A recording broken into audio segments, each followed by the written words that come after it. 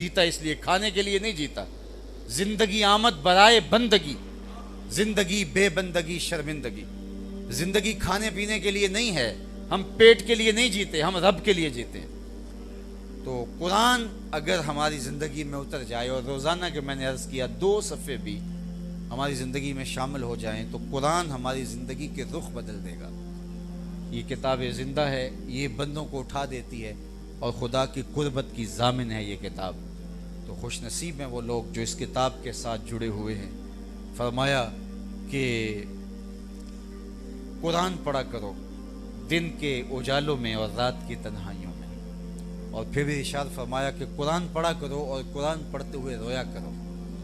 اور پھر فرمایا فَإِن لَّمْ تَبْكُوا فَتَبَاكُوا، اور اگر رونا نہ آئے تو رونے کی کوشش کیا کرو، رونے والا منہ بنا لیا کرو. حضرت داتا گنج بخش علی حجویری علیہ رحمہ کشف المعجوب میں لکھتے ہیں کہ ایک مرید نے ان سے پوچھا حضرت اگر رونے کی کوشش کریں پھر بھی رونا نہ آئے، فرمایا پھر مقدر پہ رویا کرو. اتنے سنگ دل ہو گئے ہو کہ تمہاری آنکھیں آنسوں کا خراج نہیں دیتے. لا خیر فی عین لا تبکی من خشیت اللہ. امام ابو نعیم لکھتے ہیں اس آنکھ میں بھلائی ہی کوئی نہیں جو اللہ کے خوف سے روتی نہیں ہے. جس کو رونا نصیب نہیں ہے فَلْيَضْحَكُوا قَلِيلًا وَلْيَبْكُوا كَثِيرًا، تمہارا رب کہتا ہے تھوڑا ہنسا کرو زیادہ رویا کرو. یہ قرآن میں رب نے کہا ہے. اور ہماری مجالس آج کہوں سے بھر گئی.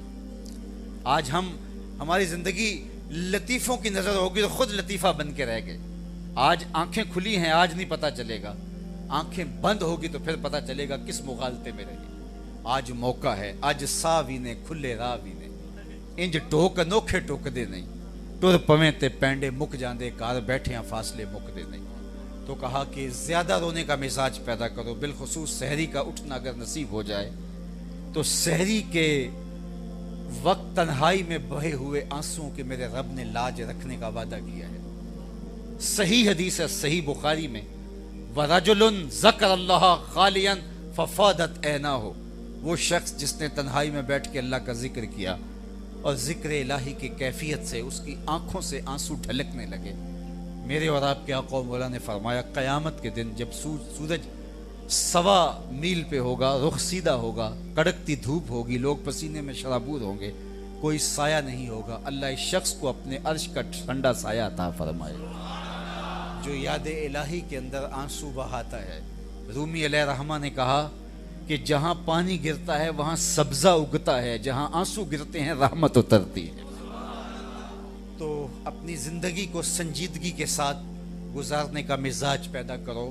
ہر وقت کہے، ہر وقت لطیفے، ایک دوسرے کا مذاق اڑانا، تذلیل کرنا، دوسروں کی تنقیص کی ٹو میں رہنا. اور ہر وقت میں نے تو دیکھا لوگوں کے گھروں کی باتیں لوگ مجالس میں کر رہے ہوتے ہیں. ہم اتنے گر گئے ہوئے ہیں. ہمارا مزاج لوگوں کی بہنوں بیٹی اور بہوؤں کی باتیں بیٹھکوں اور چوپالوں میں جب ہونا شروع ہو جائیں تو پھر کیا ہم انسان رہ جائیں گے؟ کیا ہم جو ہے مسلمان ہونا تو بہت دور کی بات ہے، وہ تو اونچی ڈگری ہے. اچھا انسان بھی کیا وہ ہو سکتا ہے کہ جو وہ اتنی گراوٹ کا شکار ہو جائے کہ اس کی مجلس میں ایسی بدبو غیبت کی پھیلتی رہے کہ ہر وقت لوگوں کی بہنوں بیٹیوں کے تبصرے وہاں ہوتے رہیں، لوگوں کی آراز اور عزتوں سے کھیلنا اس کا محبوب مشغلہ بن جائے تاکہ لوگوں کو ذلیل کیا جائے. مسلمان کی تعریف تو یہ کی گئی المسلم من سلم المسلمون من لسانہ و یدہ. مسلمان کون ہے؟ جو تہجدیں بہت پڑھتا ہے. مسلمان کون ہے؟ کہا مسلمان وہ ہے جس کی زبان سے اور اس کے ہاتھ سے، اس کے رویے سے، اس کے طرز زندگی سے دوسرا مسلمان محفوظ رہتا ہے. ہم جو کہتے ہیں السلام علیکم، یہ تحیت المسلم ہے نا، السلام علیکم. تو اس کا کیا مطلب ہے؟ السلام علیکم کا مطلب ہے تجھے سلامتی ہو. تو جب کوئی شخص کسی کو کہتا ہے السلام علیکم تو گویا وہ اس کو ضمانت دیتا ہے کہ میری طرف سے بے فکر ہو جا، میری طرف سے تیری جان بھی محفوظ ہے، تیرا مال بھی محفوظ ہے، تیری آراز، تیری عزتیں بھی محفوظ ہیں. اور وہ آگے سے کہتا ہے وعلیکم السلام، مجھے ضمانت دینے والے میری طرف سے بھی بے فکر ہو جا، تیری عزت کو، تیرے مال کو، تیری آبرو کو، تیری جان کو میری جانب سے بھی کوئی خطرہ نہیں ہوگا. یہ ہے مفہوم السلام علیکم کا. لیکن آج ہم السلام علیکم کہہ رہے ہوتے ہیں اور سلام لیتے ہوئے انگلیاں بھی کاٹ رہے ہوتے ہیں. تو یہ پھر سلام نہیں ہوتا، یہ منافقت ہوتی ہے. تو سلام ضمانت دینا ہے، سلامتی دینا ہے.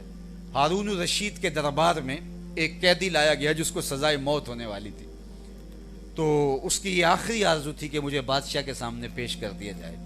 بادشاہ نے کہا ٹھیک ہے، اس کی یہ آرزو پوری کر دی جائے۔ دنیا کے قوانین میں ہے کہ مرنے والے کی آخری آرزو پوری کی جاتی ہے۔ تو وہ دربار میں داخل ہوا اور کہا السلام علیکم۔ ہارون الرشید نے کہا وعلیکم السلام۔ تو اس کے بعد آرزو تیری پوری ہوگی؟ اس نے کہا ہو گئی، چلو اس کو پکڑو اور اس کو قتل کر دو۔ اس نے کہا مجھے قتل نہیں کر سکتے۔ کہا کیوں؟ کہا بادشاہ نے مجھے بری کر دیا۔ کہا بادشاہ نے کہا میں نے کہا بری کیا؟ کہا آپ نے کہا نہیں وعلیکم السلام، تیرے اوپر سلامتی ہو، اللہ اکبر۔ تو بادشاہ مسکرانے لگے، کہا کہ جاؤ میں نے اس کو آزاد کر دیا۔ تو جب کسی کو آپ کہتے ہیں السلام علیکم تو اس کو ضمانت دے رہے ہوتے ہیں، ضمانت دے رہے ہوتے ہیں۔ چلو میں تمہیں آپ پیار کی کہانی سناؤں۔ حضور کا طریق یہ تھا کہ جب کسی کے دروازے پر جاتے تو دستک دیتے 3 مرتبہ اور ساتھ کہتے السلام علیکم۔ 3 مرتبہ تک حضور یہ فرماتے، اور اگر جواب اندر سے نہیں آیا تو حضور تشریف لے جاتے۔ ناراض نہیں ہوتے کہ میں تیرے دروازے پر آیا اور میں نے 3 مرتبہ آواز دی اور تو نے کوئی جواب نہیں دیا۔ میرا خیال یہ موبائل کا ادب بھی اس سے سمجھنا چاہیے کہ کسی کو کال کریں تو 3 مرتبہ بیل چلی جائے، اگر وہ نہیں اٹھائے ہو سکتا ہے سویا ہو، مصروف ہو، کسی میٹنگ میں ہو، لیکن ہم تو بچے کی ڈیوٹی لگا دیتے ہیں، جب تک تیرے ہوش سلامت ہے تو کال کرتا رہے۔ اور یہ عجیب کہانی ہے، تو دروازے پر بھی دھرنا دے کے نہیں بیٹھ جانا چاہیے۔ 3 مرتبہ السلام علیکم، اور اگر جواب نہیں آیا تو کوئی بات نہیں، اس پر غصے والی بات بھی نہیں ہے۔ حضور ایک صحابی کے دروازے پر گئے اور کہا السلام علیکم، اور دروازے کو دستک دی۔ اس نے دروازے کے سوراخوں سے دیکھا تو اسے سمجھ آ گئی یہ تو حضور ہیں۔ اس نے وعلیکم السلام تو کہا لیکن ہولے سے۔ حضور نے پھر کہا السلام علیکم اور دستک دی۔ اس نے پھر دل ہی دل میں کہا وعلیکم السلام اور دروازہ نہیں کھولا۔ حضور نے پھر کہا السلام علیکم اور دستک دی۔ اس نے پھر کہا وعلیکم السلام، لیکن دل ہی دل میں کہا۔ اب 3 مرتبہ ہو چکا تھا، حضور پلٹنے لگے تو جلدی جلدی دروازہ کھولا۔ میرے ماں باپ آپ پہ قربان، میرے بخت جاگے کہ آپ آئے، یہ تو قسمت سنور گئی کہ آپ تشریف لائے۔ حضور آئیے، فرمایا میں نے تو 3 مرتبہ سلام کیا، 3 مرتبہ میں نے دستک دی لیکن جواب نہیں آیا، میں تو واپس جا رہا تھا۔ عرض کی حضور میں نے تینوں بات سنا اور میں نے جواب بھی دیا لیکن ہولے ہولے بولتا رہا۔ میری آرزو یہ تھی کہ حضور بار بار مجھے سلامتی کی دعا دیتے رہیں، تیرے اوپر سلامتی ہو، تیرے اوپر سلامتی ہو، تیرے اوپر سلامتی ہو۔ میری آرزو یہ تھی کہ بار بار یہ دعائیں ان میٹھے ہونٹوں سے ملتی رہیں، اور اگر حضور کہیں تیرے اوپر سلامتی ہو تو آتش دوزخ جلا سکتی ہے۔ تو یہ سلامتی ہم اپنے بھائیوں کو دیتے ہیں۔ المسلم من سلم المسلمون من لسانہ و یدہ۔ تو کیسے ہم کسی کی بیٹی کی بات کر سکتے جب اس کو السلام علیکم کہہ چکے ہیں؟ ہم کیسے کسی کا مال لوٹ سکتے جب اس کو السلام علیکم کہہ چکے ہیں؟ جب ہم کسی کی تنقیص اور تذلیل کیسے کر سکتے ہیں جب اس کو ضمانت دے چکے ہیں السلام علیکم؟ تو کیسے ہم اس کو ذلیل کر سکتے ہیں؟ لیکن ہم ان لفظوں کے مفہوم سے ناآشنا ہو کے رہ گئے۔ لا یبق من الاسلام الا اسمہ ولا یبق من القرآن الا رسمہ مساجدہم عامرۃ وہی خراب من الہدی۔ میرے حضور نے فرمایا ایک وقت آئے گا اسلام صرف نام کا رہ جائے گا، قرآن کے صرف لفظ رہ جائیں گے۔ مساجدہم عامرۃ وہی خراب من الہدی، مسجدیں زیب و زینت کے لحاظ سے تو آباد ہوں گی لیکن ہدایت کے نور سے خالی ہو جائیں گے۔ یصبح الرجل مومنا و یمسی کافرا، فرمایا وہ وقت پھر ایسا ہوگا صبح کو بندہ مومن ہوگا، شام کو کافر ہوگا۔ پل پل زندگیاں بدلے گی، چائے کی پیالی پہ دین بکیں گے، آرزویں تمنائیں دنیا بن کے رہ جائیں گی۔ آئیے آج بھی میرے پاس اور آپ کے پاس وقت ہے، پتہ نہیں موت کب ہمیں دبوچ لے۔ جب موت آتی ہے تو ایک لمحہ بھی نہیں لگتا۔ ہم کہتے ہیں ابھی تو فون پہ میری بات ہوئی، ابھی تو میں نے سبزی والی دکان پہ کھڑے دیکھا، لیکن جب موت آتی ہے تو صاحب ایک گھڑی، ایک ساعت اور ایک لمحے کا بھی تقدم و تاخر نہیں ہوتا۔ تو آج میرے لیے اور آپ کے لیے وقت ہے، فرصت کے ان لمحات کو غنیمت جانیے گا۔ ایک تو کبھی بھی 5 گانا نماز کو ترک نہ کیجیے گا، اور اپنی نظر کو ہمیشہ پاک رکھیے گا۔ جس شخص کی نگاہ پاک نہیں رہتی اس کو عبادات میں سرور نہیں مل سکتا۔ آج بہت لوگ شکایت کرتے ہیں کہ ہماری نمازیں بے لذت ہو گئی ہیں۔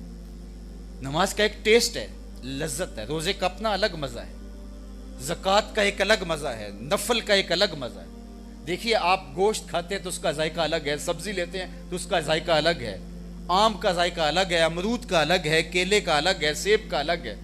تو یار جب کیلے اور سیب کا ذائقہ موجود ہے تو تہجد اور فجر کا ذائقہ نہیں ہے؟